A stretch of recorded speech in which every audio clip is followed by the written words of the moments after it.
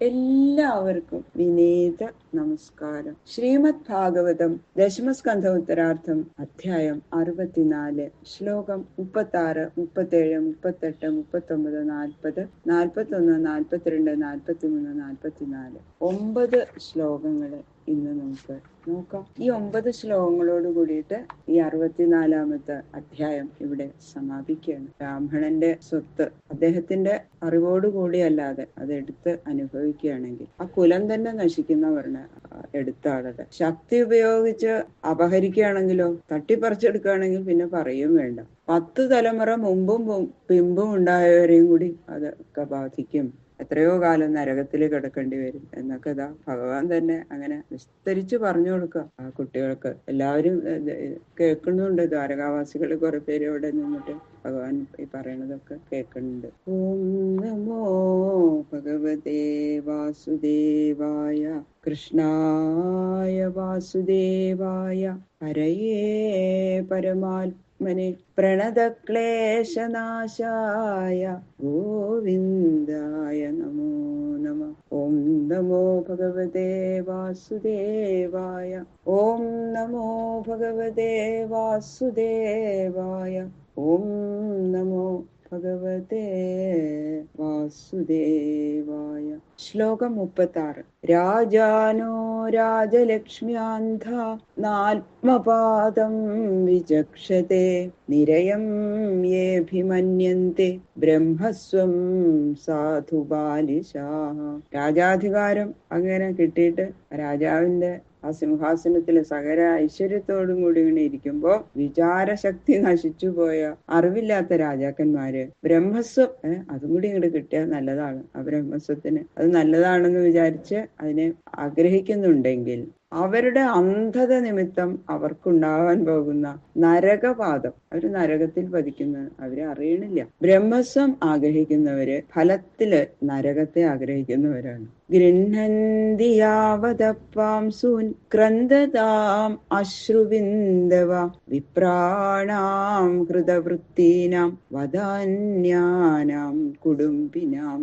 ബ്രാഹ്മണ മുതല് അപഹരിക്കുന്നവർക്കുള്ള സാമാന്യ ഫലം പറഞ്ഞിട്ട് പിന്നെതാ പ്രത്യേകിച്ച് വിശേഷമായിട്ടുണ്ടാവുന്ന ആപത്തുകള്, അതിന്റെ വിപരീത ഫലങ്ങള് പറയാണ്. ബ്രാഹ്മണന്റെ മുതല് എടുത്തു കഴിഞ്ഞാൽ മറ്റു പ്രവൃത്തികളൊക്കെ ഉപേക്ഷിച്ച് അധ്യയനം മുതലായിട്ടുള്ള ആ ഉദാരവൃത്തിയിൽ മനസ്സിരുത്തി കുടുംബികളായിരിക്കുന്ന ബ്രാഹ്മണർക്ക് ഉപജീവനത്തിനുള്ള സ്വത്ത് അപഹരിക്കുമ്പോൾ അവർക്ക് ആകെയുള്ളത് അങ്ങനെ അധ്യയനം ചെയ്തിട്ട് കിട്ടുന്ന വളരെ തുച്ഛമായ, ജീവിക്കാൻ വേണ്ടി മാത്രം കിട്ടുന്ന തുച്ഛമായിട്ടുള്ള വരുമാനമാണ്. ആ വരുമാനം, ആ സ്വത്തും കൂടി അപഹരിക്കുമ്പോൾ ഇനി എങ്ങനെയാ കുടുംബങ്ങളെ രക്ഷിക്കുക എന്ന് ആ ദുഃഖാധിക്യത്താൽ കരയുന്ന അവരുടെ കണ്ണിൽ നിന്ന് വീഴുന്ന ആ കണ്ണുനീർത്തുള്ളികൾ ഉണ്ടല്ലോ, അത് ഭൂമിയിൽ വീണ് എത്ര അണുക്കളെ നനയ്ക്കുന്നുവോ അത്ര വർഷം അവര് കുംഭീഭാഗം എന്നുള്ള നരകത്തിൽ അകപ്പെട്ട് അതിൽ നിന്ന് രക്ഷപ്പെടാൻ പറ്റാതെ അതിൽ തന്നെ കിടക്കേണ്ടി വരും എന്ന് പറയാണ്.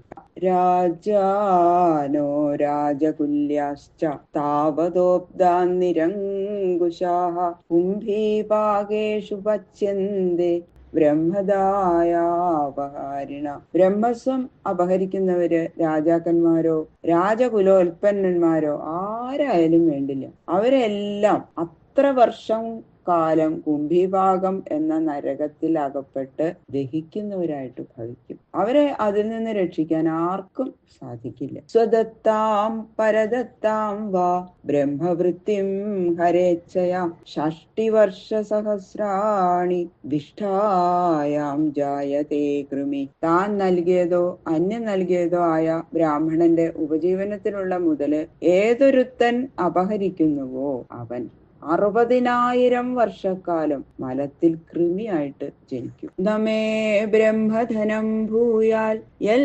ഗൃധ്രാൽപായുഷോ നരാ പരാജിതാശ്ചുതാരാജ്യാൽ ഭവന്തി ഉദ്വേജിനോഹയ. സാമാന്യമായിട്ട് ആരും ബ്രാഹ്മണ ധനത്തെ അപഹരിക്കരുത് എന്ന് പറഞ്ഞു. പിന്നെതാ സർവേശ്വരനായ ഭഗവാൻ തനിക്കും ബ്രാഹ്മണ സ്വത്തിൽ ആഗ്രഹം ജനിക്കരുതേ എന്നതാ പ്രാർത്ഥിക്കണം. എനിക്ക് ബ്രാഹ്മണ മുതലിൽ ആഗ്രഹം ജനിക്കരുതേ ഭഗവാൻ പറയാം. എന്തുകൊണ്ടെന്നാൽ അതിന്മേൽ ആകാംക്ഷ ഉണ്ടായാല് ആ മനുഷ്യർ അല്പായുസ്സുകളായും ശത്രുക്കളാൽ തോൽപ്പിക്കപ്പെട്ടവരായും ഭവിക്കും. അതുമാത്രമല്ല, രാജ്യ ഐശ്വര്യാദി സർവവും നശിച്ച് മരണാനന്തരം പരോപദ്രവം ചെയ്യാൻ ഒരുങ്ങിയിരിക്കുന്ന സർപ്പങ്ങളായിട്ട് ഭവിക്കും. ജന്മാതിരഹിതനായ ഭഗവാന്റെ ഈ വാക്കൊന്ന് ആലോചിച്ച് നോക്കും. എല്ലാ മനുഷ്യർക്കും അത് മനസ്സിൽ ഉറപ്പിക്കാൻ വേണ്ടിയിട്ട് ഭഗവാൻ തന്നെ അങ്ങനെ പറയുന്നു. വിപ്രം കൃതാകസമപി നൈവ ദൃഹ്യതമാമകാഹ ഘ്നന്തം ബഹുശപന്തം വാ നമസ്കുരുത നിത്യശ.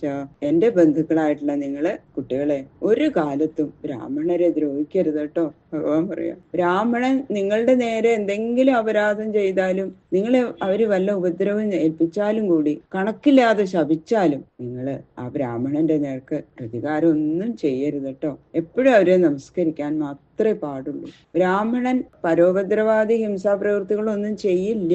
സാധാരണ ബ്രാഹ്മണർ ആരും ചെയ്യില്ല. അഥവാ ഏതെങ്കിലും സംഗതിവശാൽ അങ്ങനെ ചെയ്യാൻ ഇട വന്നാൽ കൂടി നിങ്ങളത് ക്ഷമിക്കണം എന്ന് ഉപദേശിക്കുകയാണ്. ഇത്രയും. അതുകൊണ്ട് ഭഗവാൻ എന്താ പറയണം? ബ്രാഹ്മണ ഭക്തി എല്ലാവർക്കും ഉണ്ടാവേണ്ടതാണ് എന്നത് ഉറപ്പിച്ചു പറയുക. യഥാഹം പ്രണമേ വിപ്രാൻ അനുകാലം സമാഹിത തഥാ നമതയൂയം ച യോന്യഥാ മേ സ ദണ്ഡഭാഗ്. ഞാൻ എങ്ങനെ ഭക്തിപൂർവം ബ്രാഹ്മണരെ യഥാകാലം നമസ്കരിക്കുന്നുവോ അതുപോലെ നിങ്ങളും നമസ്കരിക്കണം കേട്ടോ കുട്ടികളെ. ഏതൊരുത്തൻ ഇതിന് വിപരീതമായി ആചരിക്കുന്നുവോ, ഇതിന് വിപരീതമായിട്ട് ആരെങ്കിലും പ്രവർത്തിക്കുകയാണെങ്കിൽ അവൻ സർവേശ്വരനായ എന്റെ ശിക്ഷ അനുഭവിക്കേണ്ടതായിട്ടും വരും. അതും കൂടി പറഞ്ഞു ഭഗവാൻ. ബ്രാഹ്മണാർത്ഥോ ഹി അപഹൃതോ ഹർത്താരം പാതയത്യഥ അജാനന്ദമവിഹ്യേനം നൃഗം ബ്രാഹ്മണ ഗൗരിവ. നൃഗമഹാരാജാവ് നോക്കു കുട്ടികളെ, അറിയാതെയാണ് ആ ബ്രാഹ്മണന്റെ പശുവിനെ അപഹരിച്ചത് അല്ലെ. അത് ആ പശു അറിയാതെ ആ ബ്രാഹ്മണന്റെ തൊഴുത്തിൽ വന്ന് നിന്നതാ. മഹാരാജാവിന് അത് എത്രയോ പശുക്കളെ നിൽക്കുന്നുണ്ട്, അതിന്റെ കൂട്ടത്തില് ഈ പശുവിനെയാണ് ദാനം ചെയ്തതെന്ന് ഒന്നും അറിഞ്ഞിട്ടല്ല, അറിയാതെ ചെയ്തത് ഒരു അപരാധം. എന്നിട്ടും ഈ നൃഗമഹാരാജാവിന് ഓന്തായിട്ട് ജനിക്കേണ്ടി വന്നു. അതുകൊണ്ട് എന്താ മനസ്സിലാക്കേണ്ടത്? അപഹരിക്കപ്പെട്ട ബ്രഹ്മസ്വം ആ അപഹരിച്ച പുരുഷനെ നിശ്ചയമായും അധപ്പതിപ്പിക്കും. ഏവം വിശ്രാവ്യ ഭഗവാൻ മുകുന്ദോ ദ്വാരകൗകസ പാവന സർവലോകാനാം വിവേശ നിജമന്ദിരം. അധർമ്മ വ്യാപാരങ്ങൾ നിശേഷം നശിപ്പിച്ച് സർവലോകങ്ങളെയും പരിശുദ്ധമാക്കി തീർക്കാൻ വേണ്ട മനുഷ്യരൂപം ധരിച്ചിരിക്കുന്ന ഭഗവാൻ ശ്രീകൃഷ്ണൻ അങ്ങനെ ദ്വാരകാനിവാസികളെ ഈ വിധം ധരിപ്പിച്ച ശേഷം രാജധാനിയിലേക്ക് തന്നെ മടങ്ങി പോവുകയും ചെയ്തു. ഇതി ശ്രീമദ്ഭാഗവതേ മഹാപുരാണേ പാരമഹംസ്യാം സംഹിതായാം ദശമസ്കന്ധേ ഉത്തരാർദ്ധേ നൃഗോപാഖ്യാനം നാമ ചതുഷ്ഷഷ്ടിതമോധ്യായ. സർവത്ര ഗോവിന്ദ നാമ സങ്കീർത്തനം. ഗോവിന്ദ ഗോവിന്ദ. ഈ 64-ാമത്തെ അധ്യായം ശ്രീകൃഷ്ണ ഭഗവാന്റെ ശ്രീപാദങ്ങളില് സമർപ്പിക്കണം. കായേന വാചാ മനസേന്ദ്രിയേർവാ ബുദ്ധ്യാത്മനാ വാ പ്രകൃതേ സ്വഭാവാൽ കരോമി യദ്യൽ സകലം പരസ്മൈ നാരായണായേതി സമർപ്പയാമി. സർവം ശ്രീകൃഷ്ണാർപ്പണമസ്തു.